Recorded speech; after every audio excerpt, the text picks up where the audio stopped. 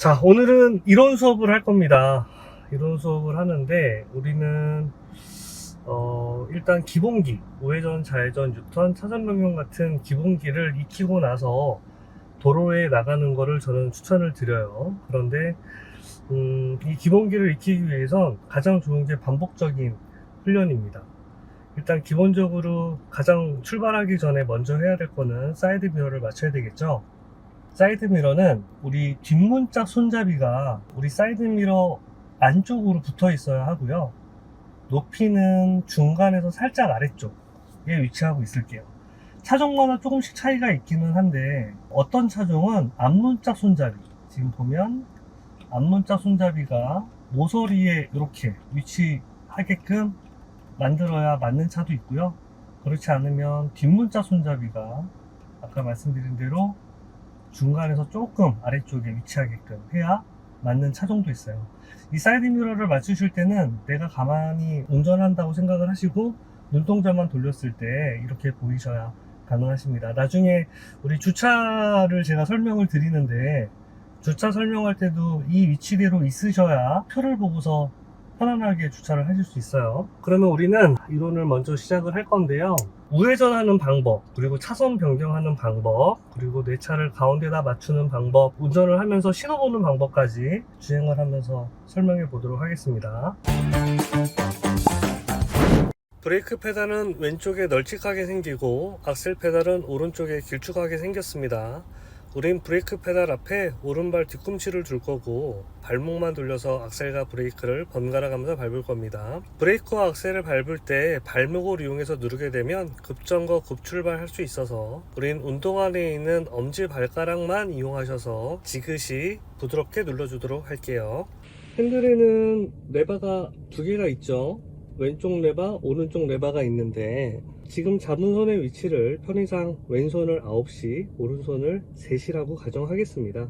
우리가 9시, 3시를 잡는 이유는 왼쪽 레바, 오른쪽 레바 등과 관련된 그리고 깜빡이와 관련된 레바를 우리가 핸들에서 손이 떨어지지 않은 상태로 손가락만으로 컨트롤 해줄 수 있기 때문이에요. 이 위치가 가장 적당합니다.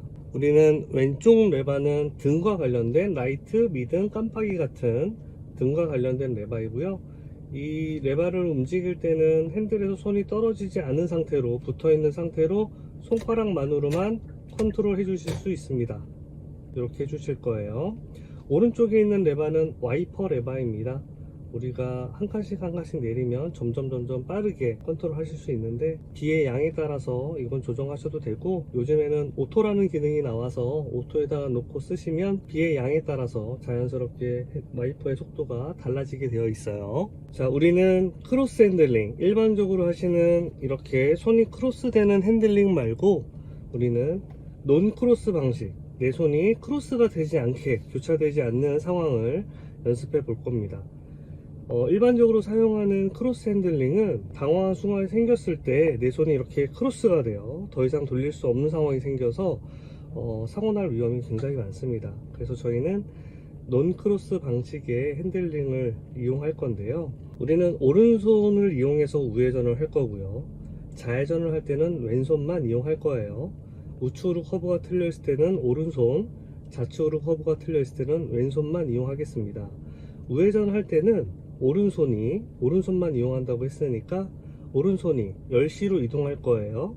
이동한 상태로 6시까지 데리고 오겠습니다. 이때 왼손은 따라가지 않아요. 자기 자리를 지키고 있어야 합니다. 이때 돌발 상황이 생겼을 때 왼손이 뭔가를 더 해줄 수 있는 상황이 생겨요.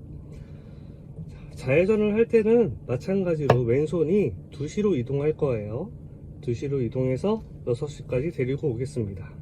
이때도 마찬가지 오른손은 따라가지 않아요. 자기 자리를 지키고 있습니다. 그렇지. 우리가 길을 다니다 보면 커브길 많이 나오죠. 우측으로 커브가 틀려 있을 때는 오른손만 이용하기로 했으니까 오른손만 내려갈 거고요. 좌측으로 커브가 틀려 있을 때는 왼손만 밑으로 내려가겠습니다.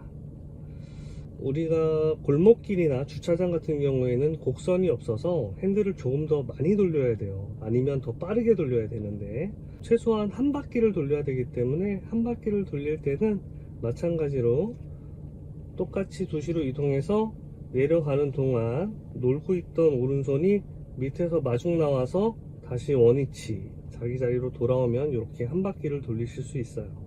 그렇지 않고 유턴을 하는 경우에, 만약에 유턴을 한다고 치면 전부 다 돌려야 되잖아요.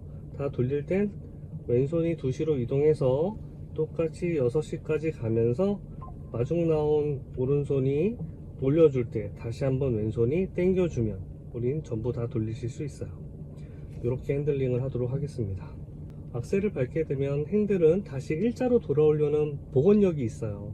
돌아오려는 성질이 있기 때문에 우린 그 성질을 이용해서 핸들을 일자로 돌아오게끔 만들 건데, 우리가 핸들을 돌려주긴 하지만 다시 되돌리는 일을 하지는 않습니다. 돌려주고 손만 스르륵 놓으면 핸들이 자연스럽게 돌아가서 일자를 만들어 줄 거예요. 우린 이런 식으로 핸들링을 하도록 하겠습니다. 내 차가 가운데로, 차선 가운데로 갈 수 있는 방법은, 내가 달리고 있는 도로 가운데에 내 오른쪽 무릎이 있다라고 느껴지시면 지금처럼 내 차는 가운데로 가고 있는 거예요. 빨간불이 되면 차 없이 횡단보도 앞에 서야 할 때는 네모칸과 일시정지선 사이에 있는 빈 공간에 본네트 끝선을 맞춰서 서도록 하겠습니다. 이렇게 서야 일시정지선을 넘지 않고 서 있게 될 거예요. 자, 일단 앞에 차가 쓰게 되면 우리는 우리 차의 본네트 끝이 타이어에 닿도록 쓰겠습니다. 네, 이렇게 쓸 거예요. 이렇게 쓰면 약 2에서 3m 정도를 유지하면서 쓰는 건데, 우리 차의 본네트 끝이 앞차의 뒷타이어에 닿도록 쓰는 이유는 앞차에 문제가 생겼거나 우리가 급하게 차선을 변경해야 될 때 앞차의 도움 없이 핸들만 돌려 옆으로 빠져나올 수 있게 하기 위해서입니다. 자, 이번에는 차선 변경하는 방법에 대해서 알려드릴게요. 지금 현재 제 왼쪽 뒤편에는 하얀색 SUV 차량이 보이는데, 지금 현재 헤드라이트가 2개가 다 보이고 있어요. 이렇게 2개가 보이는 상황에서는 우리는 차선을 변경할 수 있습니다. 하지만 헤드라이트가 1개가 보이면 뒷차의 속도가 더 빠르다는 이야기예요. 우리 차의 속도보다.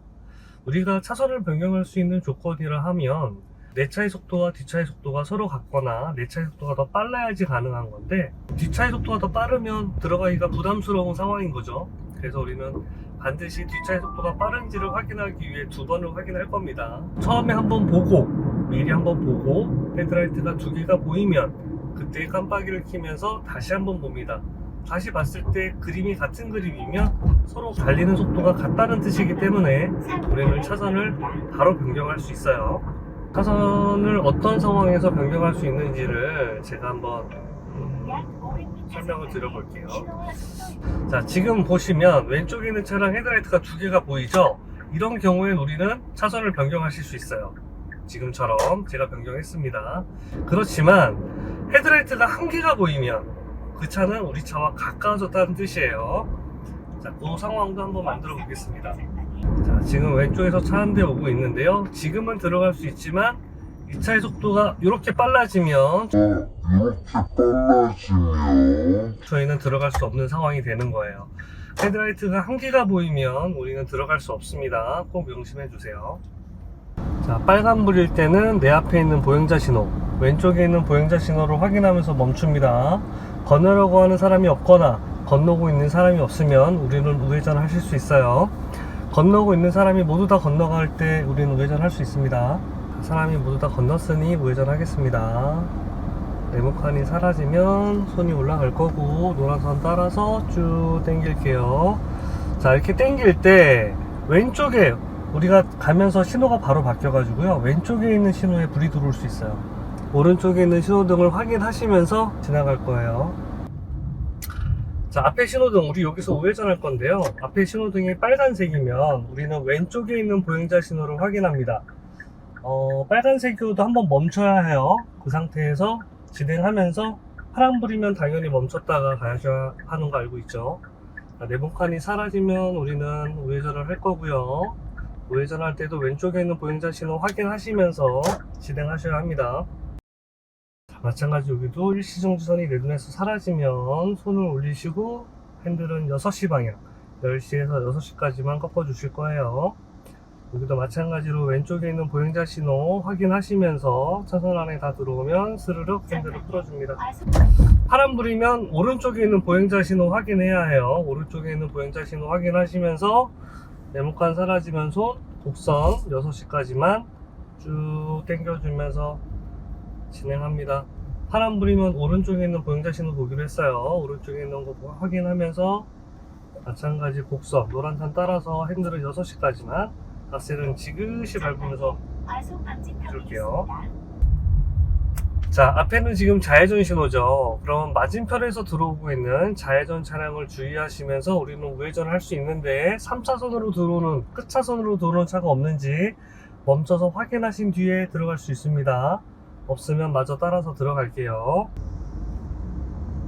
자, 이번에 배워볼 건 좌회전입니다. 좌회전은 좌회전 신호를 받아서 좌회전을 하기 때문에 우회전보다는 훨씬 더 수월해요. 좌회전 하실 때는 마찬가지로 바닥에 있는 네모칸이 내 눈에서 사라지면 왼손이 2시로 이동해서 가면서 선을 따라간다 라는 느낌으로 좌회전을 하시겠습니다.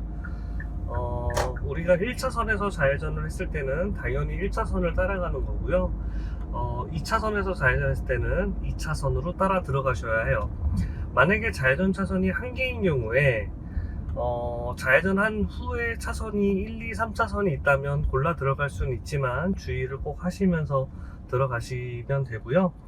1차선과 2차선이 동시에 좌회전인 경우에 1차선은 1차선으로만 들어가야 하고 2차선은 2차로나 3차선으로 들어가실 수 있습니다. 마찬가지 주의하시면서 들어가시면 되겠어요. 비보호 좌회전은 파란색 불일 때, 지금처럼 파란 불일 때 맞은편에서 직진해 오는 차가 없을 때, 이때 좌회전을 하실 수 있습니다. 유턴은 유턴 신호에 맞춰서 브레이크에서 발을 떼면 핸들을 전부 다 빠르게 왼쪽으로 다 감을 거예요. 감은 상태로 악셀을 지그시 밟으면서 내 차가 맞은편 보도블럭을 45도로 바라보고 있을 때, 그때 돌렸던 핸들의 손을 스르륵 놓으실 겁니다. 풀어주실 거예요. 자, 유턴해 보겠습니다. 악셀을 지그시 밟으면서 스르륵만 해주실게요. 그럼 이렇게 자연스럽게 들어가실 수 있습니다. 유턴은 유턴 표지 밑에 언제 유턴해야 되는지 반드시 기재가 되어 있어요. 여기는 좌회전 시 보행 신호시라고 써져 있어요. 좌회전 신호에 불이 들어오거나 내 앞에 있는 보행자 신호에 불이 들어오면 우리는 유턴할 수 있습니다. 보행자 신호가 끝났네요. 이렇게 보행자 신호가 끝나면 빨간색 불이라 할지라도 유턴을 하실 수 없어요. 지금 보시는 것처럼 오른쪽에 있는 좌회전에서 들어오는 차량들이 보이죠. 이 차들 때문에 우리는 유턴을 할 수 없습니다. 유턴을 할 때는 바닥에 흰색 점선이 있습니다. 우린 이 흰색 점선에 닿으면 유턴할 수 있다고 했으니까 우리 뒤에 차, 뒤에 차 전부 다 동시에 유턴할 수 있어요. 그러니까 우리가 급하게 유턴을 하다가 뒤에 차가 유턴하는 걸 확인하지 못하고 박을 수 있잖아요. 사고가 날 수 있으니 반드시 뒷차가 유턴하는지 한 번쯤 확인해 보시고 유턴을 하시길 바랄게요.